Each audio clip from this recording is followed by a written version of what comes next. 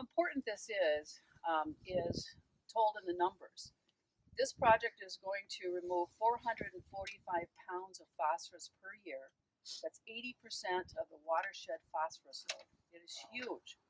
And of course, that's for Moody Lake, and it's going to trickle down to Bone Lake as well. And so we'll have a lot of monitoring stations put up so that we can monitor the outcome of this and then study that. And part of our philosophy is adaptive management. And so when we do a big project like this, we identify the source, we do a project to reduce it, and then we're monitoring the outcome so that downstream, a project that we thought we might have to do may have to be altered and maybe not be as big. And so that's the whole thing about adaptive management. You do the projects, identify the problem, do the project, and then monitor so that you can alter whatever you thought you might have to do later on. But the whole idea, of course, is to work in increments and improve things as we go down the watershed. We have to thank the people who own these farms for working so closely with the watershed and having such a wonderful mindset for conservation and improvement of water quality. And we have the Zarubas here, so we need to thank them very much for And the other owner is he here? Nope, he had a funeral to attend. Okay. So the other owner is Craig Madsen, and this is actually his farm, right? Heather's And, your daughter. Okay, well there you go. There's the connection. So we have both families. So be sure to thank your parents because this is a big deal for the community, and it couldn't have happened without your cooperation. So thank you very much.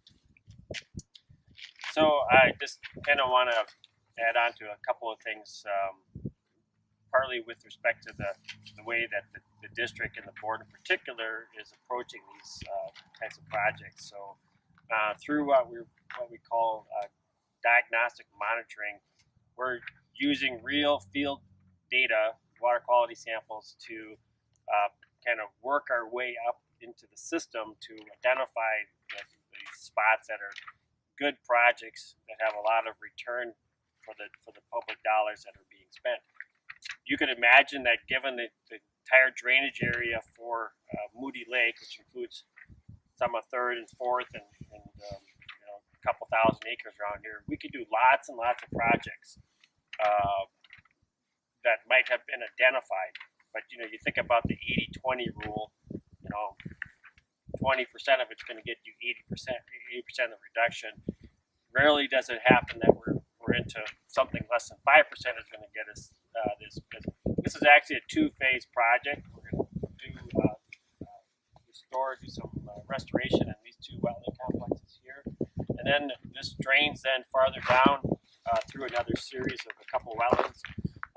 We have some additional analysis that we're doing in terms of identifying the most efficient practice that we would install or do in those possible areas, and including maybe the small wetland pond below Mr. Peterson's driveway there just before Moody Lake. So again, we're trying to systematically address the problems that have the best return for your public dollars.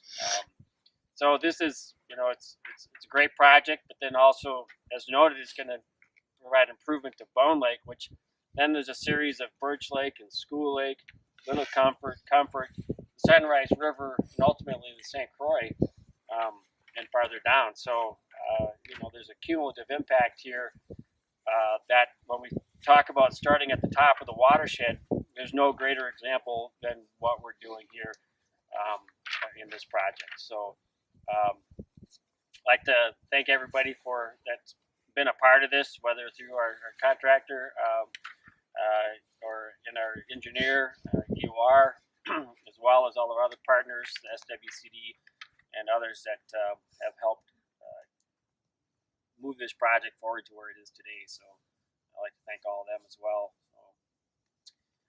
And hopefully the residents in the area and others will continue to see improvements as we go forward with other similar projects that have been identified and will be in place in the next few years. So, but I guess with that, maybe we'll move some dirt. Yeah, line up for